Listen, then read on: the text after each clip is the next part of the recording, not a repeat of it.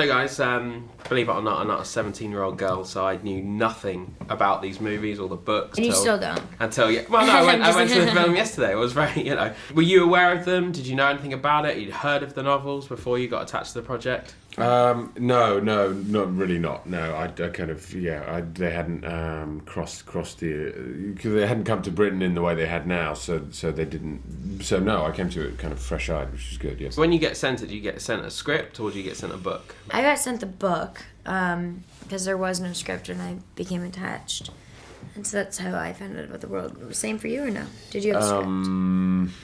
Kind of yes, they had a script, yeah. But the script kind of evolved constantly, really. It evolved even when we were filming. And what do you do when you're attached to a project which has more books than what we see in this film? I mean, Harry Potter stars, for instance, sometimes didn't read on, and other people do. I mean, how did you two approach it? Yeah, Shay, I mean, you just mainly concentrate on the first one because it's from her perspective, so you don't want to you want to experience the film with her As journey. it's happening. Whereas mine, you kind of got to know about his backstory and some of his kind of demons and stuff in the second novel, so I read that. But then I haven't read the third one. You haven't read the third one because that may be too much information. When you sort of turn out to the European premiere yesterday and you get a taste of the massive fan base that this has, I mean, does that give you an extra responsibility, or do you sort of block that out of your head because you're making a film? I mean, not really. You kind of have to be forthright with how you perceive the character and use your instincts. And I think when you get cast, you already feel a certain ownership towards the character anyway. So you want to do as good a job as possible, definitely. But in terms of kind of really reflecting deeply on other people's versions or visions of the character, then that could be detrimental to how you're going to play it. So basically, you're saying that even though that every single person who reads this book will have a different way of imagining this character, you just think, I can't worry about that. You can't, because it'll dilute, And certainly when you're taking on, I haven't read the book, but I'm guessing it's told through your character's perspective, and, do you just go, no, this is how I want to tell this story?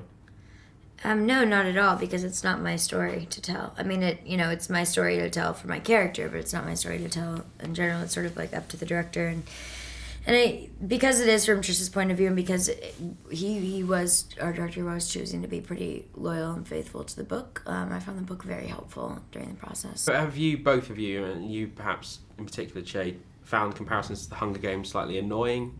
Comparisons to Jennifer Lawrence a bit? These are very two different characters, or is it understandable that people are going to do that? I mean, comparisons they just always happen, right? So you just kind of take them in. Yeah. Inevitably, it's the same production company, and it's set in the future, but the parallels. Two strong female leads, and that's kind of where it ends. Yeah. Your character has a much bigger arc, for example, than Jennifer Lawrence's in Hunger Games. I mean, she doesn't start. It's just a completely different story. Yeah. It's like it's completely different. Jen doesn't have her. Hunger Games isn't about the arc of the character. It's more about the art of the storyline, right? And this movie is more about Trish's journey. And so, yeah, it was nice. But I would say it's neat to have a movie that exemplifies what it sort of takes to become empowered as a young female, because a lot of times you see empowered women, but you don't really know how they got there. One person we can agree that is an empowered woman is Kate Winslet. She's definitely there. Definitely. Did she offer you any tips on set? Of course, there was some advice that was given, but more it was just having fun, hanging out. She loves to be on a movie set, and she loves the energy of it, and she's also so inquisitive as an actor, and constantly is asking questions and trying to make the scene more truthful and more genuine, and total she's team player. She's a warm person as well, like physically, helps. Like you hug her and you're like, oh gosh. She's boiling. You're a great hugger as well, so you have that in common straight away. Yeah. And just finally, I saw at the premiere yesterday, she compared you two to, reminded her of herself and Leonardo DiCaprio in Titanic when she was starting off. I mean, what do you make of those comparisons? Well, it was a giant compliment because they're legends, but yeah, totally. Yeah, so we have like 5 more movies to do together. How many movies have they done together in total? I don't know, but I do. It's funny because Kate's talked to me a lot about her and sort of Leo's relationship, and actually, it's funny that your name's Theo.